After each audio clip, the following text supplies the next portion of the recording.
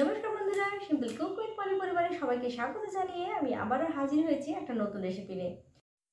আজকে আমি বানিয়েছি ভেজ নবরত্ন কোরমা, যেটা খুবই সহজেই বাড়িতে বানিয়ে নেওয়া যায় আর খেতে এটা ভীষণই ভালো হয়।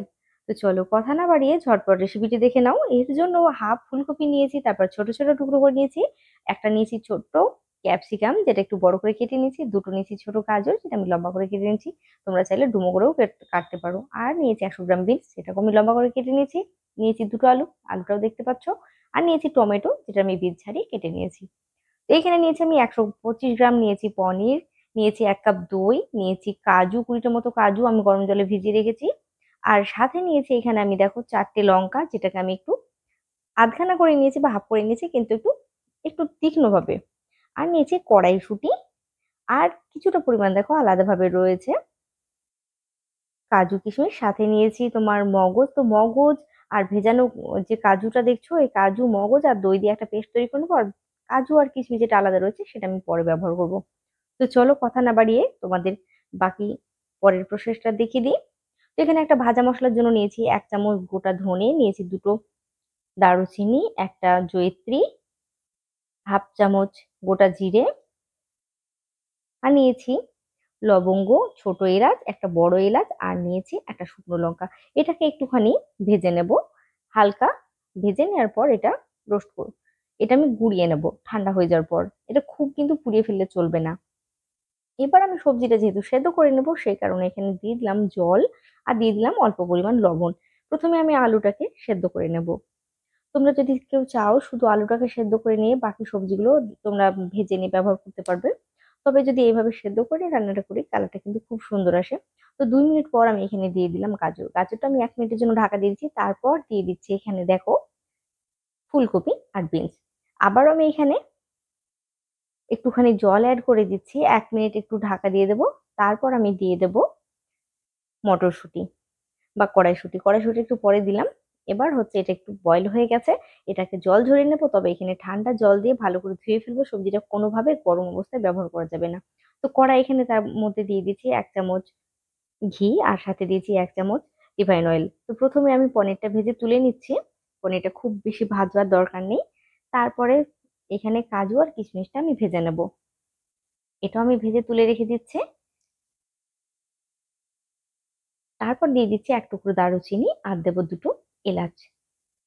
তারপর দিয়ে দেবো ভেজে সেদ্ধ করে রাখা বা ভাপিয়ে রাখা সবজিগুলো। তার সাথে আমি দিয়ে দিচ্ছি ক্যাপসিকাম।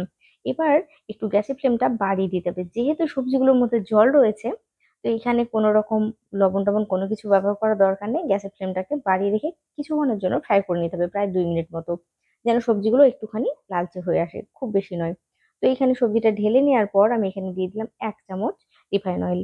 তো এবার হচ্ছে আদা কুচি। এখানে আদা আমি গ্রেট করে দিচ্ছি। 1 টুকরো আদা নিয়ে এখানে হাফ ইঞ্চি আদা আমি গ্রেট করে কড়াইয়ের মধ্যে দিয়ে দিচ্ছি। দেখতে পাচ্ছ আদাটা কতটুকু নিয়েছি। তো এবার খুন্তি দিয়ে একটু আদাটাকে তেলে একটু ভেজে নেব।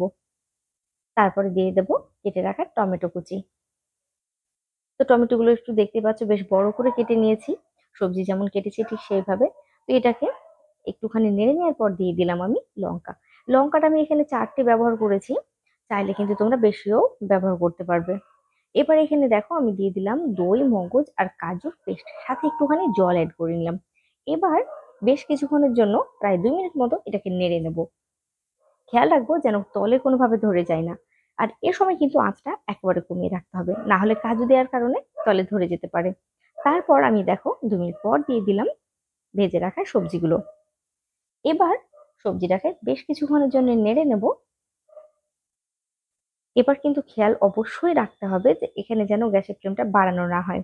এবার দিয়ে দেবো আমি স্বাদ মতো লবণ। এটাই, খুব বেশি ঝাল হবে না, আবার খুব বেশি লবণ হবে না। এটা হালকা মিষ্টি থাকে, আর এটা খেতে কিন্তু ভীষণই ভালো হয়। তো এখানে আমি জল ব্যবহার করলাম। এটা গরম জল নয়, এটা রুম টেম্পারেচার রাখা জল। 1 কাপ প্রথমে দিয়েছি, তারপরে পরে আমি আবারও নেড়ে নেওয়ার পর আরো 1 কাপ দিলাম। সবজিগুলো যেহেতু বয়েল রয়েছে, তো আমি হিসেব করে এখানে 2 কাপ জল অ্যাড করেছি। আর এবার দিয়ে দিচ্ছি আমি স্বাদ মতো চিনি। সবজিটা দেখতে পাচ্ছ খুব ভালোভাবে ফুটে উঠেছে, আর ঘিটাও ওপরে কিন্তু ভেসে উঠেছে। তো আমি এই সময় দিয়ে দিলাম চিনি। তারপর আবারও একটুখানি নেড়ে নিয়ে এবার হচ্ছে দিয়ে দেব যে পনির আর ভেজে রাখা কাজু কিশমিশ সেটা আমি উপর থেকে ছড়িয়ে দিলাম। তারপর আবার একটুখানি নেড়ে দিয়ে 2 মিনিটের জন্য ঢাকা দিয়ে দেবো। খুবই তাড়াতাড়ি রান্নাটা হয়ে যায়, খুব বেশি সময় লাগে না। তো এখানে দেখতে পাচ্ছ খুব ভালোভাবে এটা গ্রেভিটা ফুটছে, আর আমি এখানে দিয়ে দিলাম কসুরি মেথি। এখানে কসুরি মেথিটা হাতে করে নিয়ে উপর থেকে ছড়িয়ে দিয়েছি, আর উপরের যে ছিবড়া অংশগুলো সেটা কিন্তু আমি ফেলে দিলাম। এখানে দেখতে পাচ্ছ এটা ঠিক কি রকম হয়েছে। আমি 2 মিনিটের জন্য এটা ঢাকা দিয়ে দিলাম। তারপর দেখো 2 মিনিট পর ঢাকনা খুলে আমি তোমাদের কাছে আবার ফিরে আসলাম, আর দেখো সবজিটা ঠিক কি রকম হয়েছে। সমস্ত সবজি খুব ভালোভাবে কিন্তু কুক হয়ে গেছে, যতটা আমার প্রয়োজন কুক হওয়ার ঠিক সেরকম। এটা কিন্তু একেবারে গুলিয়ে যাবে না। এবার এখানে দিয়ে দিলাম আমি 1.5 চামচ ভাজা গুঁড়ো মশলা। এই শেষ বেলায় দিলে পরে এর রান্নার স্বাদটা কিন্তু ভীষণ ভালো হয়, আর এর অ্যারোমাটা এতটা ভালো হয় তোমাদের কি বলবো। যখন তোমরা বানিয়ে খাবে তখন নিশ্চয়ই তোমরা বুঝতে পারবে।